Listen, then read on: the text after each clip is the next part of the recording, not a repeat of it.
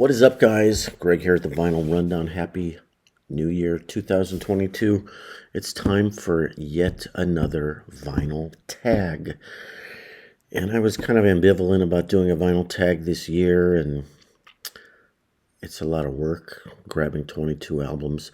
But then, to brighten up my morning, I saw a video by MGK Boston, new channel, and he shouted out to me, and he said I was maybe influential in starting him to do a vinyl tag video. So great, thank you. And he shouted me out in his video. I'll link to his channel.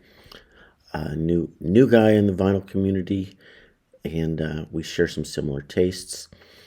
And I'll give him a shout out. So go follow him. He's under 100 subscribers last time I checked, but here we are. And there's multiple tags going around, but I got my hands on the Rob Walker one. Why not? This is the low energy vinyl tag because I really messed up my knee and I was going to just sit on the couch and convalesce all day.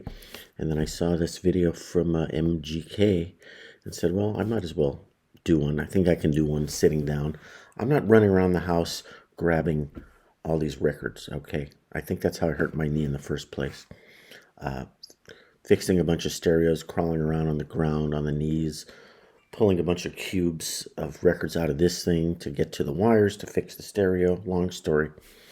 My knee is tweaked. I hope I don't need surgery. So I might be even crabbier than normal, if you could believe that.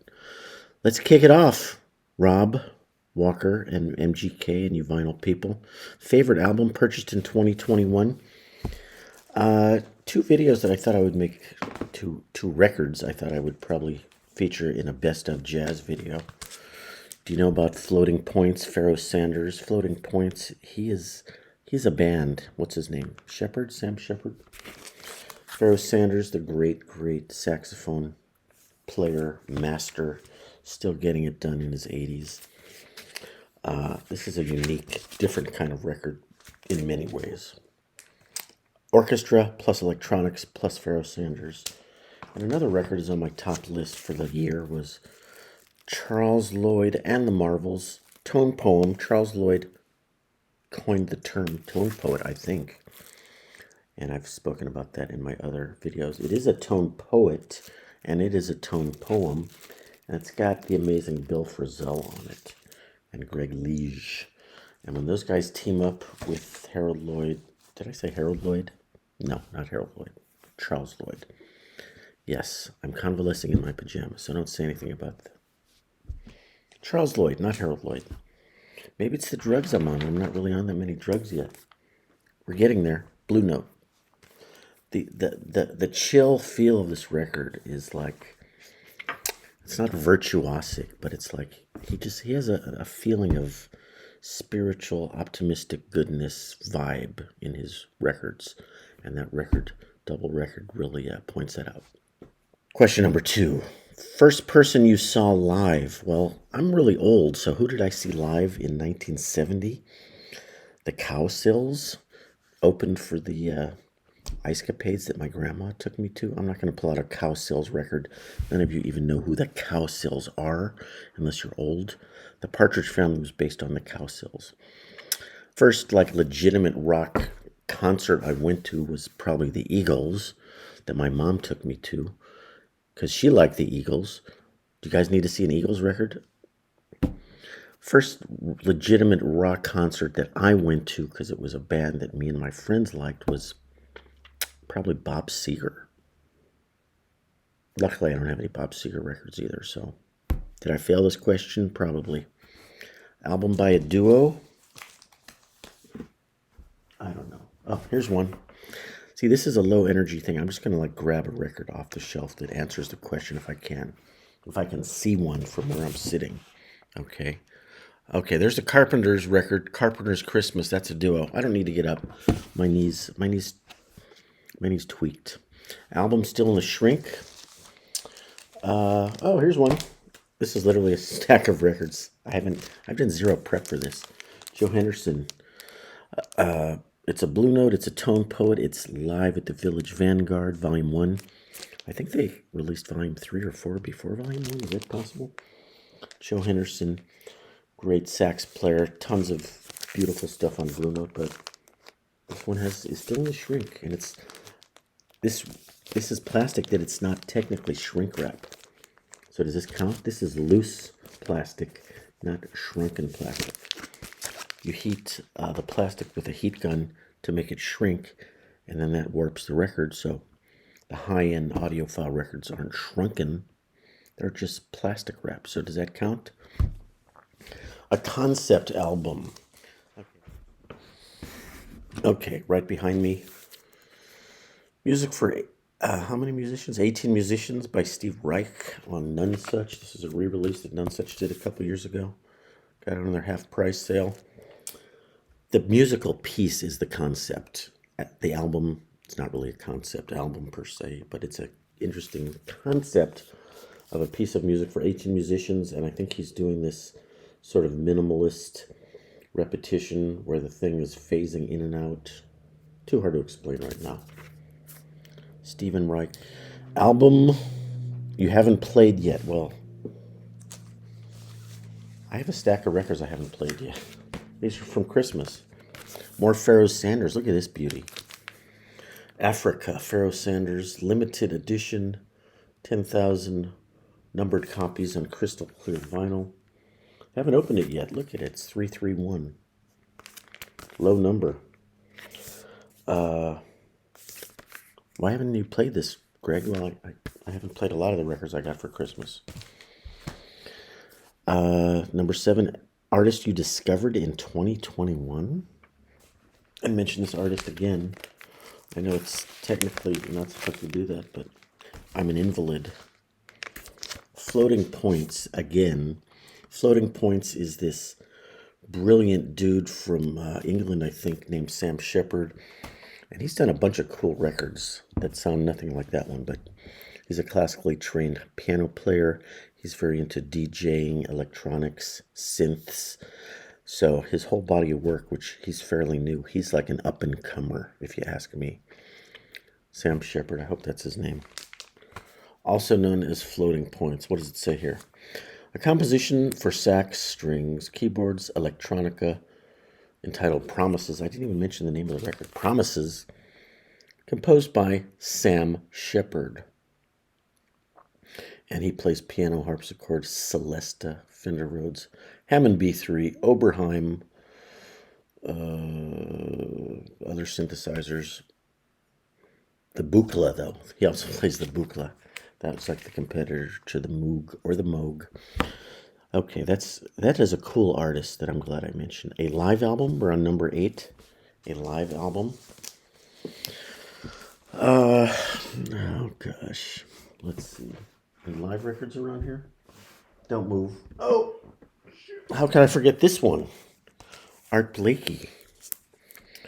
Little bit of a Art Blakey and the Jazz Messengers live in Tokyo. First flight to Tokyo, 1961. This just came out last year.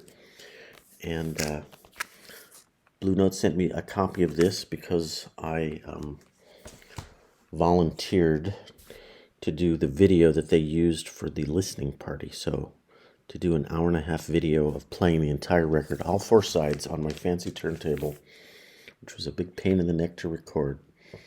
But this is a great record. Art Blakey, top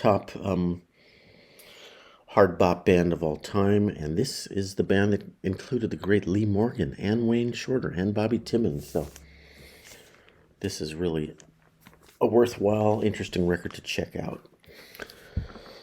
Album from a different continent. Is this from Africa? Let's do Conversations, Volume 3, by my new friend Florian Arbenz, who's from Switzerland. So it's Europe, but it's Switzerland. So he sent me 3 records, Conversations 1, 2, and 3, which I'm going to get around to reviewing. But Florian Arbenz, probably one of the top jazz drummers working in Europe, and a really creative project that he's doing, sort of like duets and trios with 12 groups of friends, maybe 10. Conversations 1, 2, 3, 4. I think he's up to number 3 or 4. Album with a price sticker on the jacket. Now, like, does anyone care? I think that question is worth saying. No one cares to see a price sticker. Box set. I happen to have some box sets right here. I don't have to get up. Look at this beauty. Wilco, my wife's. Alpha Fox. What? Alpha Mike Foxtrot. Rare Tracks. The beautiful concrete. What are these buildings called in Chicago? Used on the cover of Yankee Foxtrot Hotel.